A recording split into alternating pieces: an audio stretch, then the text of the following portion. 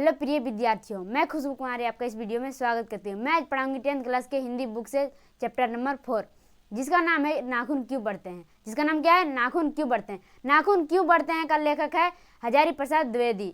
कौन है? हजारी प्रसाद द्विवेदी। तो हम लोग चैप्टर में आगे जाने से पहले जानते हैं चैप्टर के लेखक के बारे में कि लेखक का मृत्यु कब हुआ, लेखक का जन्म कब हुआ, लेखक के पिता का नाम क्या है, लेखक के माता का नाम क्या है, यही हम लोग जानते हैं लेखक के बारे में। तो हम लोग आज जानेंगे हजारी प्रसाद द्विवेदी जी के बारे में। तो चलिए इस वीडियो को आगे बढ़ाते हैं और जानते हैं हजारी प्रसाद द्विवेदी के जीवनी। तो आज हम लोग पढ़ रहे हैं चैप्टर नंबर 4। कौन पढ़ रहे हैं? चैप्टर नंबर 4, जिसका नाम है नाखून क्यों बढ़ते हैं। जिसका नाम है नाखून क्यों बढ़ते हैं। नाखून क्यों बढ़ते हैं के लेखक का नाम है हजारी प्रसाद द्विवेदी। क्या है? हजारी प्रसाद द्विवेदी। नाखून क्यों, आप लोगों से क्वेश्चन पूछा जाएगा कि नाखून क्यों बढ़ते हैं के लेखक का नाम क्या है, तो आप लोग बोलिएगा कि हजारी प्रसाद द्विवेदी जी। कौन है? हजारी प्रसाद द्विवेदी। तो आप लोग सोच रहे होंगे कि नाखून क्यों बढ़ते हैं, क्या है, कहानी है, निबंध है या क्या है।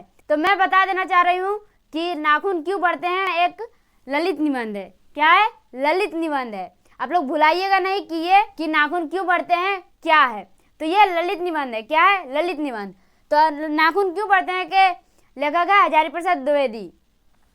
उसके बाद लेखक का जन्म कब हुआ। लेखक का जन्म कब हुआ? लेखक का जन्म हुआ 1907 में। कब हुआ? 1907 में। कहाँ हुआ? उत्तर प्रदेश के बलिया में। कहाँ हुआ? उत्तर प्रदेश के बलिया में। उसके बाद है लेखक का मृत्यु। लेखक का मृत्यु कब हुआ? लेखक का मृत्यु कब हुआ और कहाँ हुआ? तो चलिए जानते हैं। लेखक का मृत्यु हुआ 1979 में। कब हुआ? 1979 में। कहाँ हुआ? दिल्ली में। कहाँ हुआ? दिल्ली में। आप लोगों से क्वेश्चन पूछा जाएगा कि लेखक का जन्म कहाँ हुआ, तो आप लोग बोलिएगा उत्तर प्रदेश के बलिया में। उत्तर प्रदेश के बलिया में। और यह भी पूछा जाएगा कि लेखक का मृत्यु कहाँ हुआ। लेखक का मृत्यु कहाँ हुआ, तो आप लोग बोलिएगा कि दिल्ली में हुआ। कहाँ हुआ? दिल्ली में हुआ। दिल्ली जानते ही होंगे कहाँ है दिल्ली, आप लोग नाम सुने होंगे दिल्ली का और गए भी होंगे। उसके बाद है हजारी प्रसाद द्विवेदी का प्रमुख रचनाएं। क्या है? हजारी प्रसाद द्विवेदी का प्रमुख रचनाएं। तो पहला है अशोक के फूल। क्या है? अशोक के फूल। इन्होंने इतना रचना किया है, इन्होंने बहुत सारे रचना किए हैं। तो चलिए जानते हैं अशोक के फूल। पहला क्या है? अशोक के फूल। उसके बाद है विचार और वितर्क। दूसरा क्या है? विचार और वितर्क। उसके बाद है सीरीज। क्या है? सीरीज के फूल।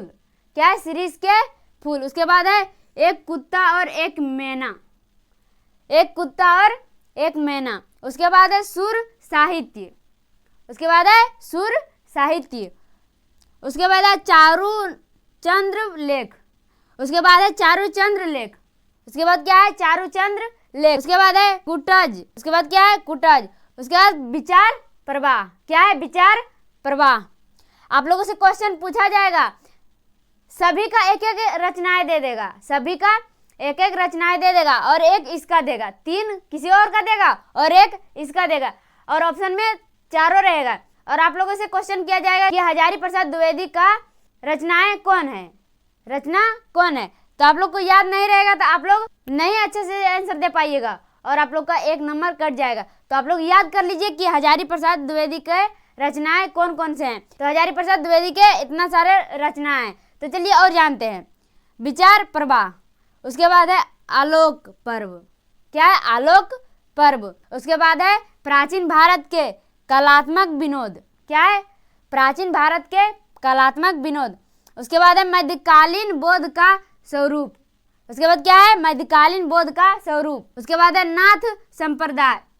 उसके बाद क्या है? नाथ संप्रदाय। फिर है कालिदास की ललित योजना।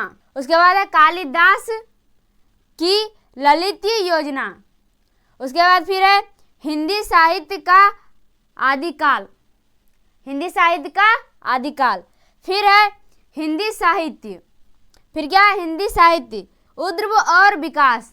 क्या? उद्भव और विकास। उसके बाद फिर है हिंदी साहित्य की भूमिका अनाम दास का पोथा। उसके बाद क्या है?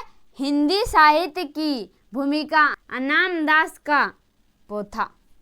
और भी रचना है। तो चलिए और जानते हैं। आप लोग को ये रटना है। क्या करना है? रटना है। रटिएगा तभी याद होगा, ऐसे याद नहीं होने वाला। समझने वाला चीज़ नहीं कि हम आपको समझा दे। ये रटने वाला चीज है, आप लोग को याद करने वाला चीज है। ये याद कीजिएगा तभी याद होगा, समझने से याद नहीं होगा, और समझने और समझाने वाला चीज ही नहीं है ये। तो चलिए और आगे जानते हैं हजारी प्रसाद द्विवेदी जी का रचनाएं। तो हजारी प्रसाद द्विवेदी जी का और भी रचनाएं हैं। यह है बाणभट्ट की आत्मकथा।